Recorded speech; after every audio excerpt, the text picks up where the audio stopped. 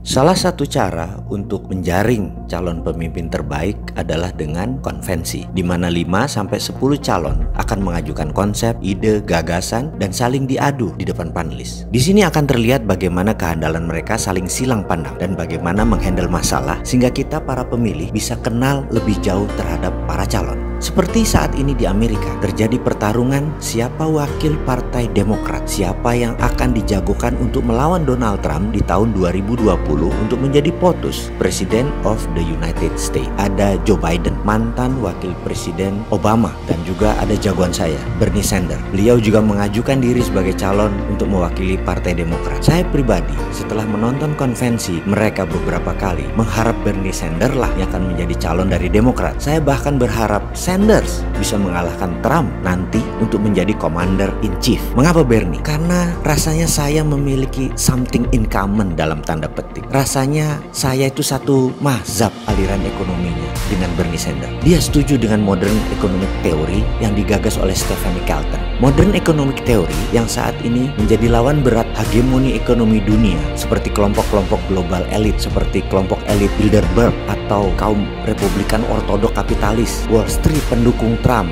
atau Yahudi Zabatai, plutokrasinya pemerintah Amerika yang siapa aja presidennya mereka selalu di belakangnya. Mereka ini incumbent, penguasa ekonomi dunia, pendukung fossil oil, pendukung batu bara, sangat berseberangan dengan konsep modern economy theory yang pro green, mendukung ramah lingkungan, mendukung baterai, mendukung energi terbarukan, mendukung bioteknologi. Kita tahu bahwa jika energi terbarukan atau juga misalnya baterai tersedia saat ini 100% atau setidaknya tahun depan deh tersedia semua 100%, maka yang paling rugi adalah pengusaha batu bara karena mendadak kebutuhan batu bara yang merusak lingkungan itu jadi turun penggunaannya. Mereka berharap masih bisa bertahan 15-25 tahun lagi. Mereka membuat dunia kecanduan minyak bumi dan batu bara ini masih sampai 20 tahun ke depan. Mereka pro fosil oil dan batu bara itu berusaha habis-habisan melawan kelompok elit seberang pecinta lingkungan. Kalau perlu seperti Indonesia sekarang, semua pakai batu bara pembangkit listriknya. Walaupun efeknya udara jadi jelek, pokoknya pakai batu bara. Mau yang nanti banyak penduduk sakit paru-paru yang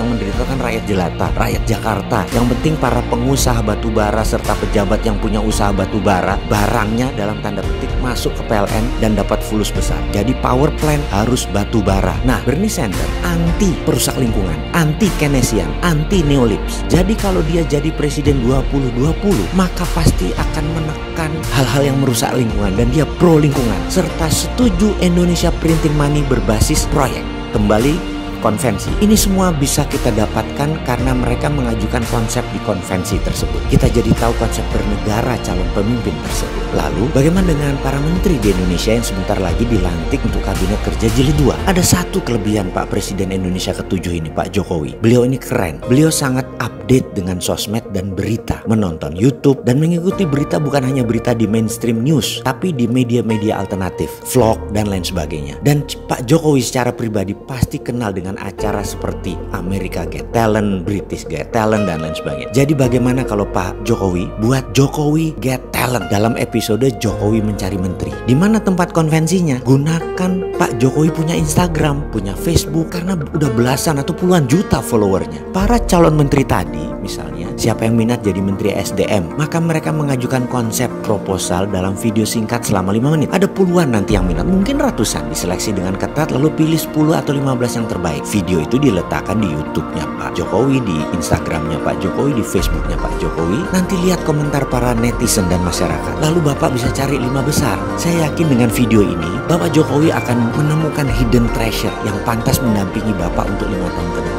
Mungkin dari ratusan yang mengajukan diri sebagai calon, video itu diseleksi, netizen jadi panelisnya, baru dipanggil ke istana yang 5 besar itu, baru diadu di berbagai forum kelimanya, di mainstream news, di berita utama dan lain sebagainya. Terakhir, Pak Presiden silahkan pilih dalam ruang tertutup dan ruang pribadi siapa satu di antara 5 yang dipilih, yang chemistry-nya, yang kimianya nyambung dengan Bapak dan idenya orisinal. Di sini masyarakat akan melihat kualitas orang tersebut, konsep dan idenya tersebut juga kemampuannya berkolaborasi. Siapa saja mereka itu? Mereka yang minat bisa dari rakyat jelata sampai strategi tertinggi seperti para konglomerat, bisa dari parpol, bisa dari ormas, bisa bisnismen, bisa individual profesional, semua demi NKRI mendapatkan calon individu pemimpin terbaik. Kita bisa lihat integritasnya, kita bisa lihat kapabilitasnya, kita bisa lihat track recordnya. Kami rakyat akan mendapatkan banyak manfaat dari acara Bapak itu. Semoga Pak Presiden bisa menerima usulan ini. Anda keren, Pak.